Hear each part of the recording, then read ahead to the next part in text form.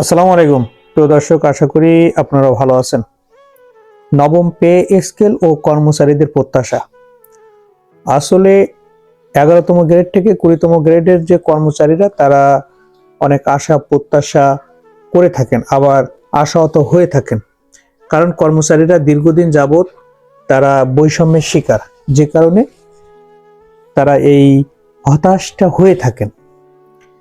কর্মচারীরা তারা দীর্ঘদিন ধরে বৈষম্যে যে বেতন কাঠামো আছে এটার বিরুদ্ধে আন্দোলন সংগ্রাম সভা সমাবেশ করে আসছেন এবং নবম পে স্কেলের দাবিতে তারা বিক্ষোভ সমাবেশ, অনশন, মহাসমাবেশ, আলটিমেটাম এই কর্মবিরতির মতো প্রোগ্রাম পালন করে আসছেন।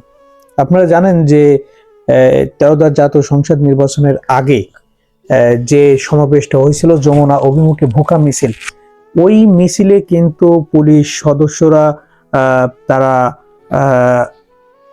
জল কামান, টিয়ার শেল এবং আগ্নেয়াস্ত্রের মতো যে যে বিষয়গুলো ব্যবহার করেন সেটাতে আসলে কর্মচারীদের চরম অপমানিত হয় বা চরম ক্ষতি হয়।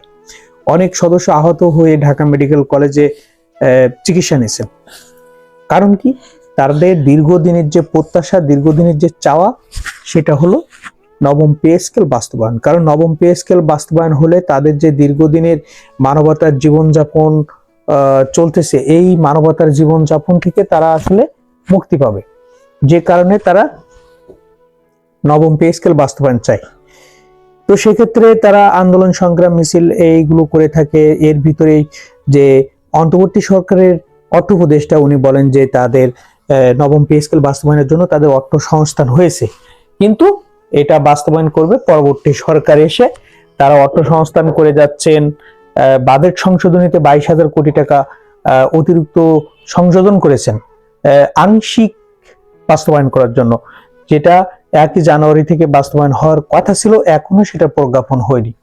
এখন আমাদের প্রত্যাশা, আমাদের বলতে কর্মচারীদের যে প্রত্যাশা, সেটা হলো এই কর্মচারীরা তারা নতুন যে সরকার পেতে যাচ্ছে, বাংলাদেশ জাতীয়তাবাদী দল বিএনপি, এবং এর প্রধান হলো জনাব তারেক রহমান, যিনি বর্তমান প্রধানমন্ত্রী নির্বাচিত হয়েছেন। উনি নিজেই, জনাব তারেক রহমান নিজেই ঘোষণা করেছেন যে আপনার তারা ক্ষমতায় গেলে অবশ্যই নবম পে স্কেল বাস্তবায়ন করবেন।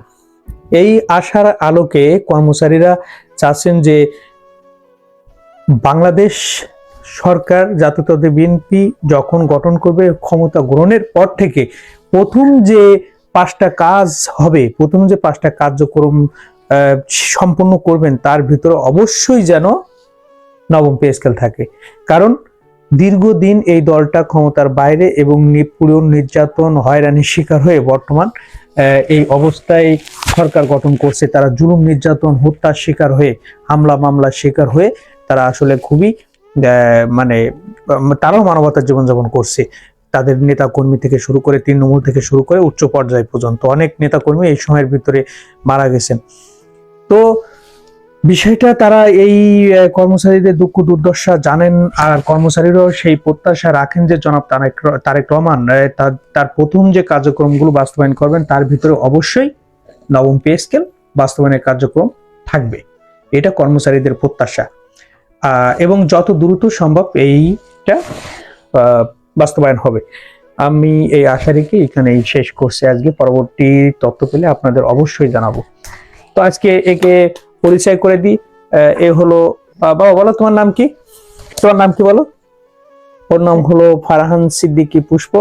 ও আমার একমাত্র বাবা, খুবই কিউট, এবং আমার আব্বা খুবই ভালো মানুষ, খুবই গুড বয়। আবার গুড বয়কে গুড ময় বানিয়ে ফেলেছে, ও এখন গুড ময়। হ্যাঁ, আমার বাবা হয়, আমার একমাত্র বাবা, আমার একটাই বাবা, আমি তাকে ভালোবাসি। আমাকে কিছু ভালোবাসা দাও, চুমা দাও। বাবা আমার বাই বাই বলো দর্শককে। বাই বাই দর্শক। হ্যাঁ, আমাদের ভিডিওটি চ্যানেলটি সাবস্ক্রাইব করবেন, আমাকে নিয়মিত দেখতে পাবেন ইনশাআল্লাহ। বলো আমাকে, আল্লাহ আমাকে নিয়মিত দেখতে পারবেন দেখতে পারবেন ইনশাআল্লাহ। ইনশাআল্লাহ। Bye bye. Bye bye.